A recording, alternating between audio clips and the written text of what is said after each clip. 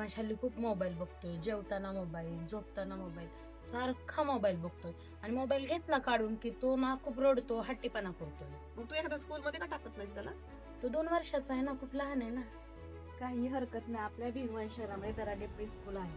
तिथे play group, nursery, LKG, UKG हे 4 वर्ग शिकवले जातात आणि मुलांना ते आपल्या ऍक्टिव्हिटीनुसार त्यांना शिकवलं जातं. त्यामुळे मुलं मोबाईल तर बघतच नाही आणि त्यांच्या स्कूलमध्ये मोबाईल अवेअरनेस नावाचं ते एक प्रोग्राम करतात.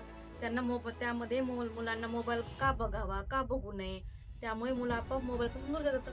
आणि स्कूलमध्ये पोएम, स्टोरी, त्यांना क्लासवर्क, होमवर्क दिला जातो. त्यामुळे मुलं घरी आल्यावर क्लासवर्क, होमवर्क करतात. त्यामुळे मोबाईलकडे अजिबात जात नाही. हा पण ते स्कूल लांब आहे ना. अजिबात नाही. त्यांच्या स्कूलमध्ये बसची सुविधा सुद्धा उपलब्ध आहे.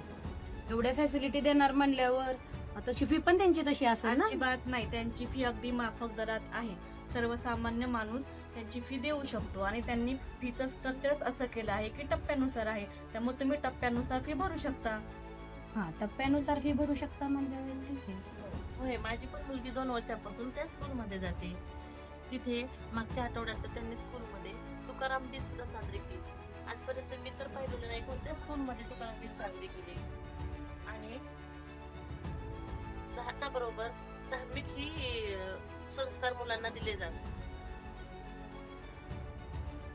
फक्त 2 वर्षाचीच मुलं असतात का तिथे? नाही, 2 ते 6 वयोगटापासून त्यांच्या स्कूलमध्ये ऍडमिशन प्रक्रिया चालू आहे. घेते आता देवांशला ऍडमिशन. आपल्या पाल्याच्या ऍडमिशनसाठी दराडे प्री स्कूलला नक्की भेट द्या.